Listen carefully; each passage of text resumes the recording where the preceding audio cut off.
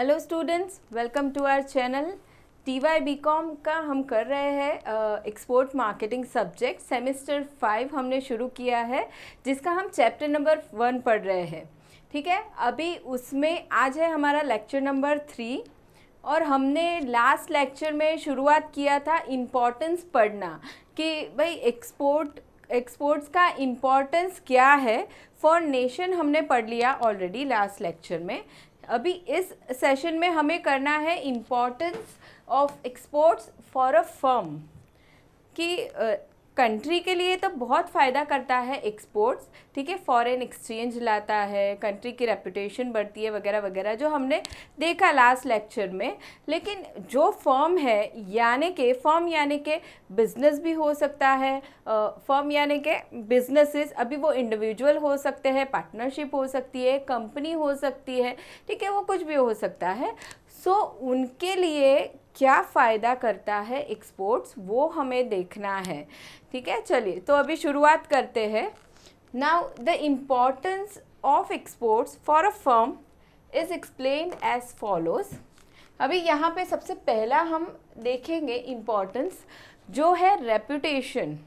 ठीक है, अभी कोई बिजनेस है, मान लो ज्वेलरी का है, ठीक है, अभी वो हम कहें कि वो लोकल लेवल पे या अपनी कंट्री में ही सेल कर रहा है और सेम वैसा ही बिज़नेस कोई और चल रहा है और वो एक्सपोर्ट कर रहा है, तो ऑफ कोर्स लोगों के माइंड में किसकी इमेज ज़्यादा हो जाएगी कि भाई जो एक्सपोर्ट कर रहा है उसकी इमेज लोगों के माइंड में बहुत अच्छी क्रिएट हो जाएगी। ठीक है, सो एक्सपोर्ट क्या करता है, फर्म के लिए रेपुटेशन लाने में हेल्प करता है। ठीक है, और जनरली क्या होता है कि जो एक्सपोर्ट बिजनेसेस होते हैं वो मोस्टली ट्राई करते हैं कि वो हायर क्वालिटी का प्रोडक्ट ही सेल करे ताकि मार्केट में वो अच्छा नाम कमा सके, अच्छा प्रॉफिट कमा सके।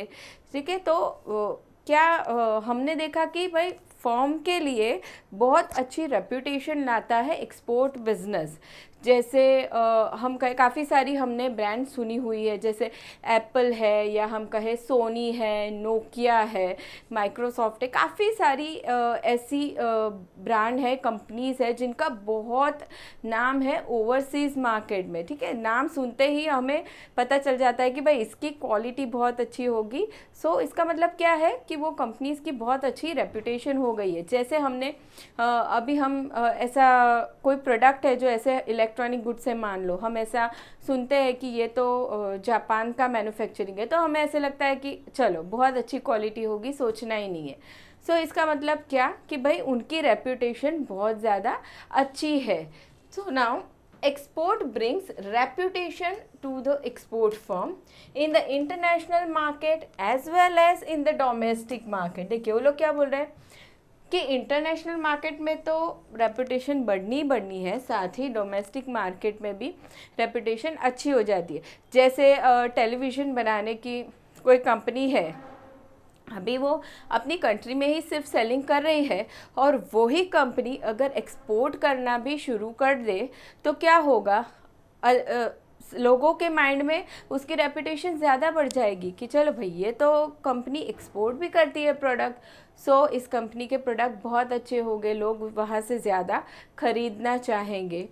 So generally it is assumed that export firm produced quality product and therefore they get reputation. Now some of the world famous firms include, अभी यहाँ पे हमें कुछ एग्जाम्पल दिए हैं कि कौन कौन सी रेप्यूटेड कंपनीज़ है, जैसे TCS India for software, Microsoft for software, Nike for sportswear, Sony for electronics etcetera. ऐसी बहुत सारी और भी कंपनीज़ है।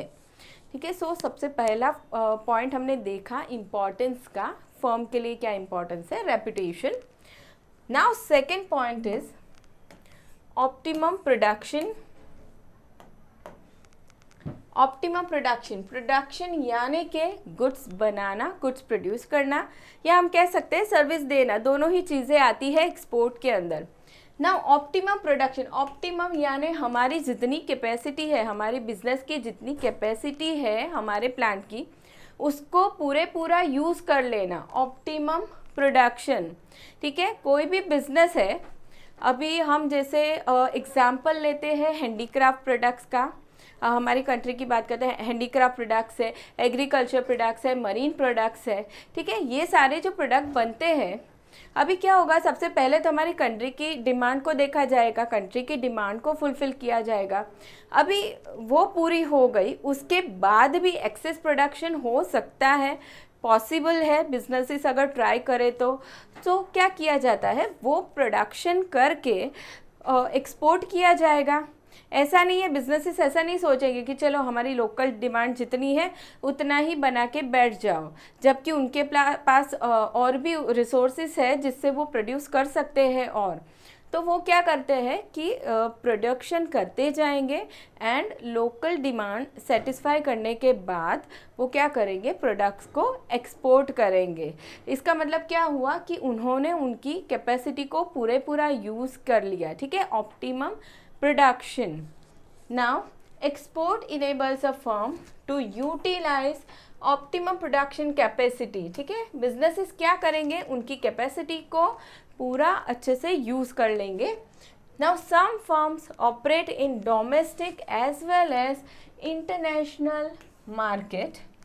After meeting the domestic demand, the excess production capacity can be utilized for exports. Therefore, a firm can make optimum use of its resources, ठीक है। जैसे हम ऐसा कहे कि कोई विलेज एरिया में होम डेकोरेशन के कोई प्रोडक्ट्स बन रहे हैं, सो लोकल डिमांड सेटिस्फाई होने के बाद भी वो लोग और प्रोडक्शन कर सकते हैं, तो वो लोग करेंगे एंड एक्सपोर्ट करेंगे। उससे क्या होगा, वो लोगों की कैपेसिटी भी फुल्ली यूटिलाइज हो जाएगी और एक्सपोर्ट भी हो रहा है, सो और भी इनकम बढ़ेगी, कंट्री का नाम होगा, फर्म का नाम होगा, ठीक है। सो ये रहा हमारा second point, optimum production. Now third importance is spreading of risk.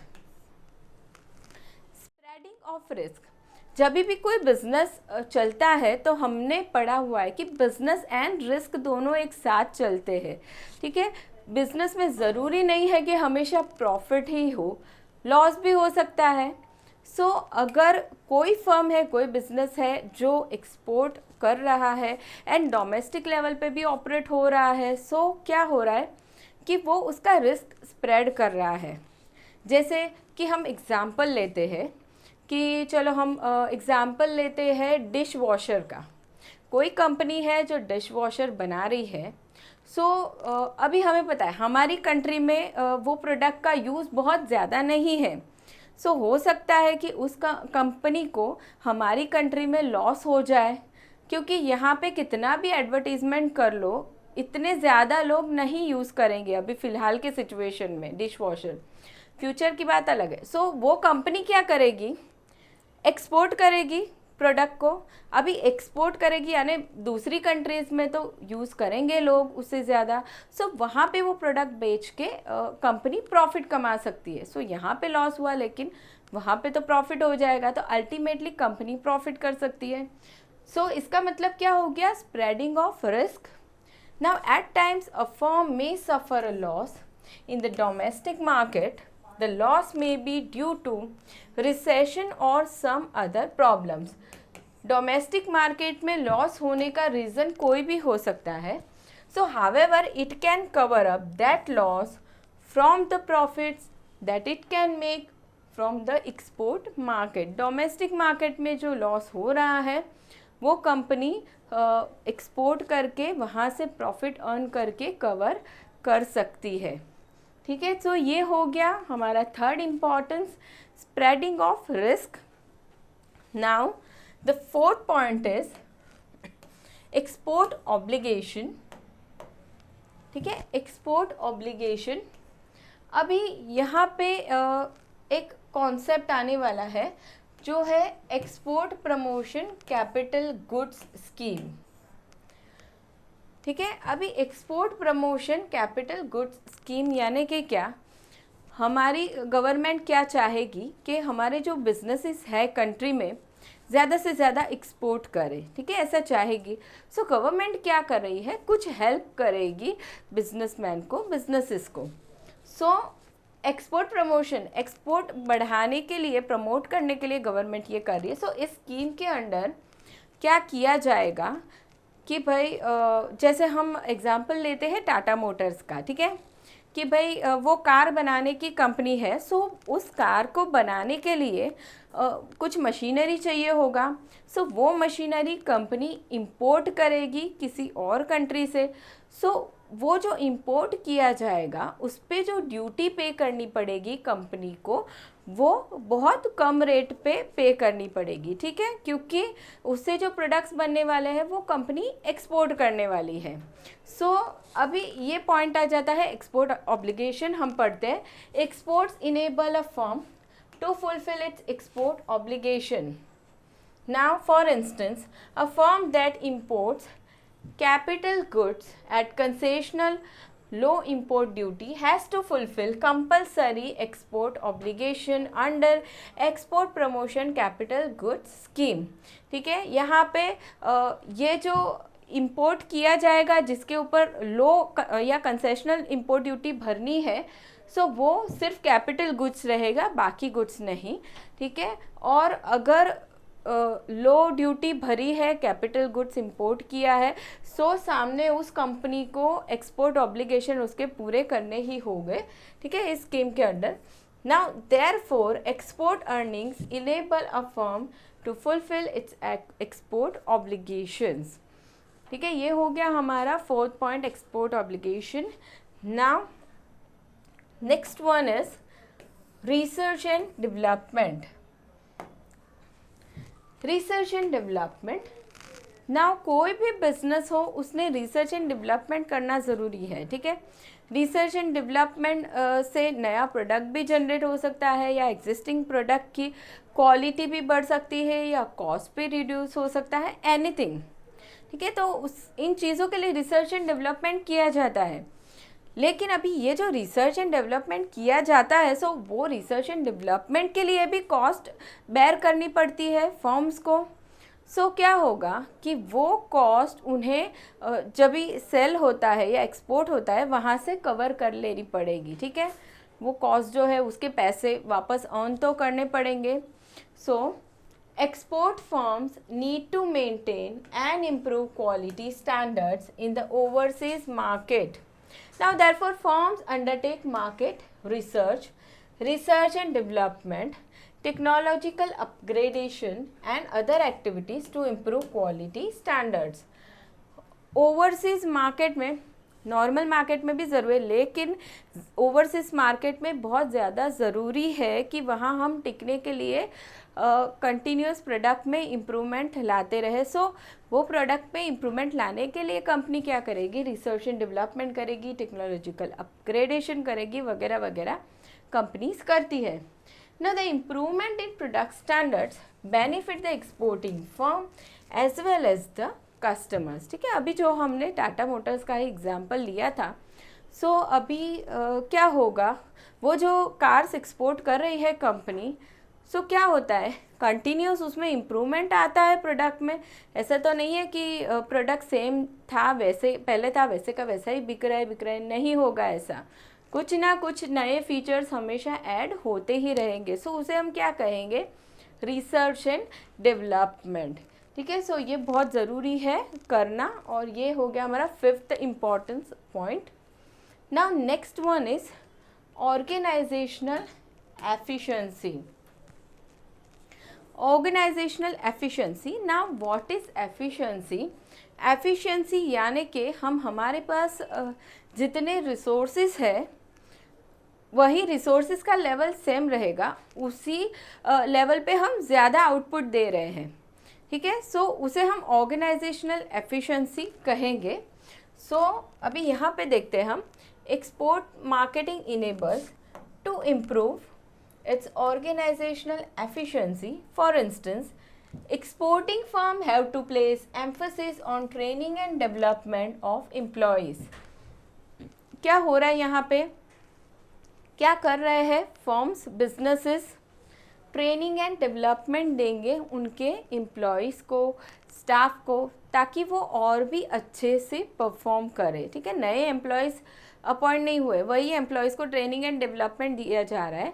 सो उससे क्या हो रहा है, एफिशिएंसी बढ़ रही है बिजनेसेस की। ठीक है, ज़्यादा प्रोडक्शन होगा और या प्रोडक्ट में इम्प्रूवमेंट आएगा। Now training helps to improve knowledge, attitudes, skills and social behavior. Therefore, overall efficiency of the organization improves with the help of training and development and other activities. ठीक है, सो जो firm exports कर रही है वो क्या करेगी, वो हमेशा ही ट्राई करेगी कि उनकी ऑर्गेनाइजेशनल एफिशिएंसी हमेशा बढ़ती रहे, और वो बढ़ने के लिए वो क्या करेगी, ट्रेनिंग एंड डेवलपमेंट करती रहेगी उनके एम्प्लॉयज़ का। फाइन, चलिए अभी नेक्स्ट पॉइंट देखते हैं हम इम्पोर्टेंस का, that is liberal incentives.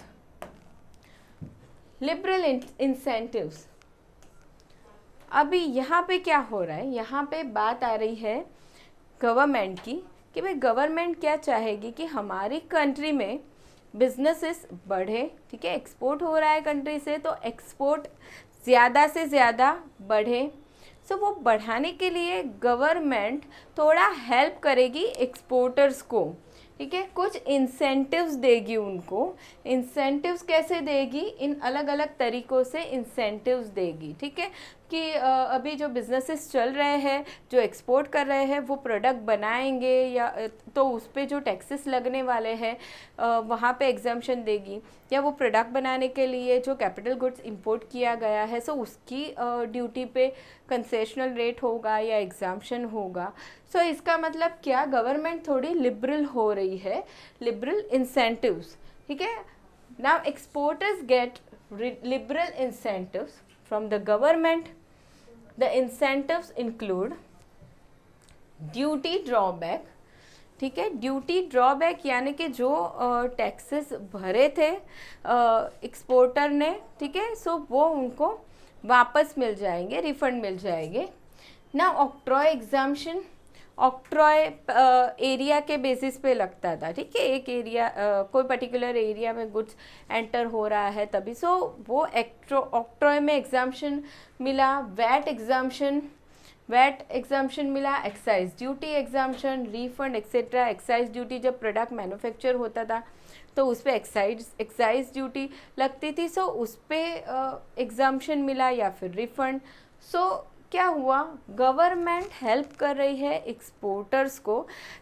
Help यानी कि इन सारे तरीक़ों के ज़रिए वो मोटिवेट कर रही है बिजनेसेस को कि वो ज़्यादा से ज़्यादा एक्सपोर्ट करें। ठीक है, ये हो गया हमारा 7th importance. Now next one is liberal imports. Liberal imports, अभी यहाँ पे फिर से वही पॉइंट आने वाला है जो हमने आगे पढ़ा था, EPCG scheme.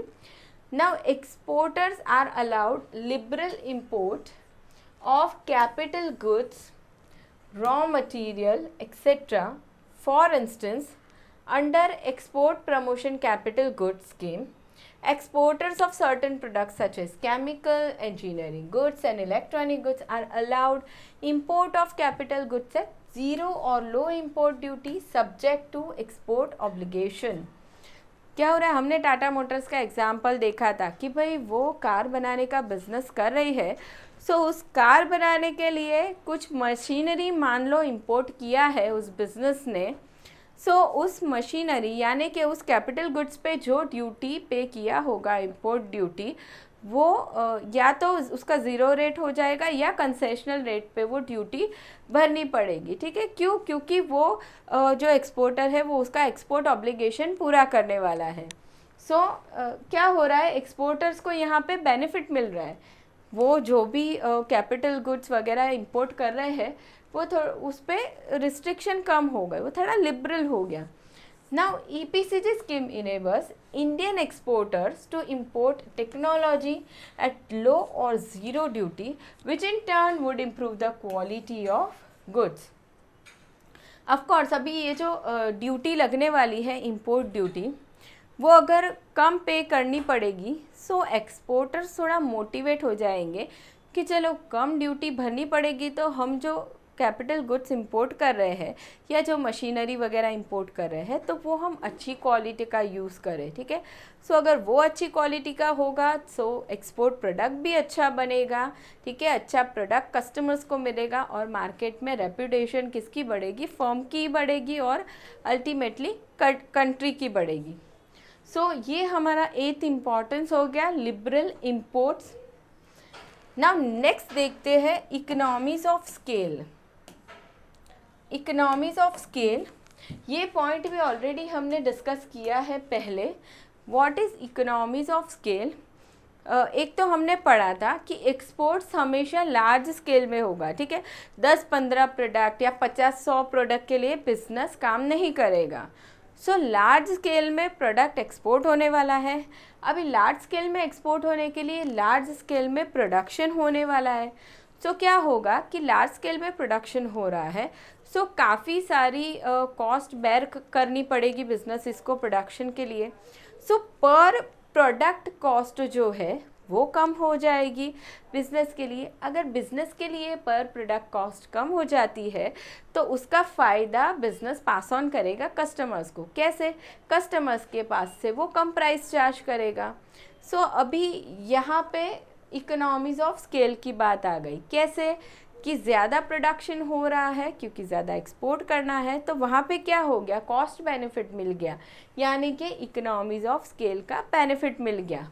So now exporters can get economies of large scale production and distribution. Exports generate higher demand, therefore exporters get economies of scale. Now economies of large scale production such as discount on bulk purchase of materials, economies of large scale distribution such as freight concession on shipment, ठीक है। ये सारे ही फ़ायदे मिलते हैं exporter को अगर बहुत लार्ज स्केल में गुड्स एक्सपोर्ट होता है तभी, ठीक है। और इसका फ़ायदा फिर कस्टमर को पास ऑन किया जाता है। सो ये हो गया economies of scale importance. Now next point is keeping alive old products. Keeping alive old products यानी कि क्या, जैसे हम हमारी कंट्री की बात करें सो हम हैंडीक्राफ्ट वगैरह प्रोडक्ट का एग्जांपल ले सकते हैं, ठीक है। कि ये कैसे प्रोडक्ट है कि हम कहें कि बहुत पहले से चलते आ रहे हैं हमारी कंट्री में, ठीक है। और इनकी डिमांड क्या हो जाएगी, थोड़ा लिमिटेड हो जाएगी कंट्री में, ठीक है। बहुत ज़्यादा डिमांड नहीं होने वाली है। लेकिन अभी कंट्री की जो लोकल डिमांड है वो सेटिस्फाई अगर हम कर ले, उसके ऊपर भी एक्सेस प्रोडक्शन पॉसिबल तो है ही। सो वो एक्सेस प्रोडक्शन करके एक्सपोर्ट किया जाएगा। सो अभी क्या हो रहा है, वो प्रोडक्ट हमारा मार्केट में डाउन नहीं हो जाएगा, ठीक है। भले ही लोकल मार्केट में वो नहीं बिक रहा है लेकिन हम उसका एक्सपोर्ट कर रहे हैं, सो वो प्रोडक्ट तो चलते ही रहेगा। So keeping alive old products. Now a product or brand may have reached the stage of decline in the home market, ठीक है। कुछ कुछ प्रोडक्ट ऐसे होंगे जिनकी लोकल मार्केट में लिमिटेड डिमांड है, ठीक है, ज़्यादा नहीं आ रही है या डिमांड उसकी डिक्लाइन हो रही है। So but the same product may have good demand in the foreign market.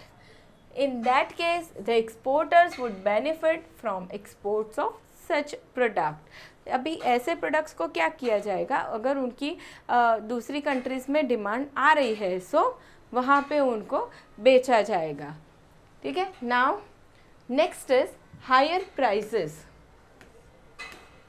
Higher prices अभी कोई प्रोडक्ट है, एक्सपोर्टर डोमेस्टिक मार्केट में भी बेच रहा है एंड फॉरेन मार्केट में भी बेच रहा है। सो क्या दोनों ही जगह सेम प्राइस चार्ज होगी? बिल्कुल भी नहीं। एक्सपोर्ट मार्केट में, ठीक है, दूसरी कंट्रीज़ में ज़्यादा प्राइस हम चार्ज कर सकते हैं, ठीक है, हायर प्राइजेस चार्ज कर सकते हैं। सो क्या होने वाला है, एक्सपोर्टर्स को बेनिफिट ही होगा। अभी हम कहें कि जैसे ज्वेलरी का बिजनेस है किसी का, सो अभी डोमेस्टिक लेवल पे जो प्राइजेस चार्ज किए जा रहे हैं, सो ज़रूरी नहीं है वो उतने ही प्राइस हम ओवरसीज मार्केट में भी चार्ज करें, नहीं, वहाँ पे हम ज़्यादा चार्ज कर सकते हैं, ठीक है। So exports can fetch better prices as compared to domestic market. Now for instance, prices of oil and petroleum products in the home markets of Gulf countries are comparatively less than what they earn from the foreign markets. यहाँ पे gulf countries का example दिया है, सो वहाँ पे oil and petroleum products के जो prices हैं उनके वहाँ पे और वो ओवरसीज़ मार्केट में जो चार्ज करेंगे, सो डिफरेंस है, ओवरसीज़ मार्केट में ऑफ कोर्स हायर प्राइसेस होंगे। नाउ ये रहा पॉइंट हायर प्राइजेस का, ठीक है। तो यहाँ पे हमने importance of export for a firm देख लिया है, ठीक है। अभी कोई भी बिजनेस चल रहा है तो सबसे पहले भाई उसके हम इम्पोर्टेंस की बात करें तो सब बहुत ज़्यादा उसको फ़ायदा होता है, ठीक है, उसके बाद कंट्री को फ़ायदा होता है। यहाँ पे ये टॉपिक हमारा ख़त्म हो गया स्टूडेंट्स। अभी नेक्स्ट लेक्चर में हम करेंगे distinguish between domestic marketing and export marketing, ठीक है। मिलेंगे नेक्स्ट लेक्चर में। Thank you so much students.